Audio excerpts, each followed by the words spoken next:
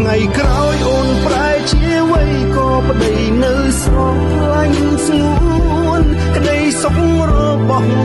បងឃើញអូនមានសុភមង្គលសេរីភាពឡើងសំខាន់មានប្រពន្ធដូចនេះមក